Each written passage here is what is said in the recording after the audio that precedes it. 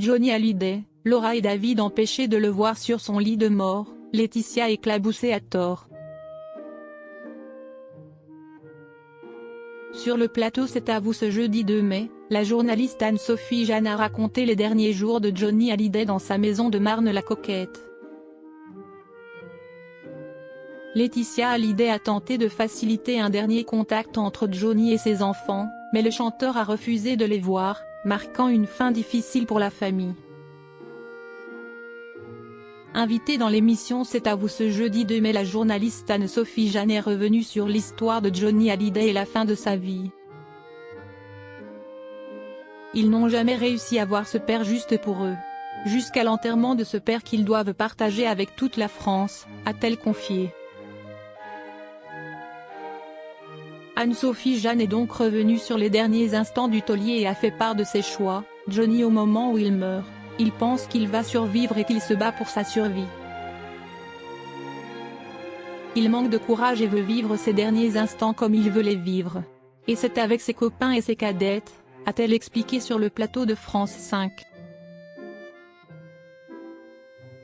Les derniers jours de la vie de Johnny Hallyday.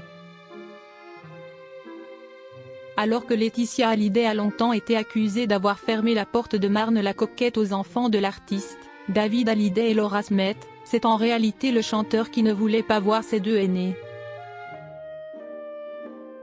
Ils n'ont jamais eu accès à ce Johnny intime finalement, a révélé la journaliste. De son côté, Laetitia Hallyday s'était déjà confiée sur le sujet dans les colonnes de Paris Match. J'ai demandé à nos médecins, David Kayat et Alain Toledano, de leur téléphoner, même s'ils n'avaient jamais été en contact avec eux. Je ne pouvais plus tout porter. Un docteur sait trouver les mots. Moi j'étais effondrée. J'ai passé la nuit à la clinique. Le lendemain, des amis m'ont rejointe. David et Laura aussi, avait-elle déclaré.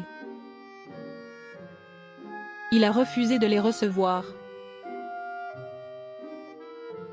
La veuve du taulier avait ensuite poursuivi, ils ont insisté pour aller dans la chambre, mais mon homme n'a pas compris. Ce n'était pas qu'il ne les aimait pas. Mais devoir leur faire face, dans cette situation, alors qu'ils ne se voyaient pas beaucoup, ça le renvoyait à sa mort. Cette mort qu'il fuyait et combattait depuis 15 mois. Il a refusé de les recevoir. Sans avoir le courage de leur dire. Un geste dur que David et Laura n'ont pas compris. Mais comme l'avait révélé Laetitia Hallyday, son homme refusait de voir la réalité de la mort en face. Et pour lui, la présence de ses deux aînés dans sa chambre signifiait finalement la fin. Si estime-moi qui, encore une fois, ait dû porter cela, expliqué. Ce n'est pas facile. Leur peine était réelle. Ils avaient peut-être besoin de régler certaines choses avec leur père. Mais ils avaient eu toute une vie pour le faire. On ne peut pas réparer 51 ans d'une existence et 34 ans d'une autre en quelques jours, avait-elle conclu.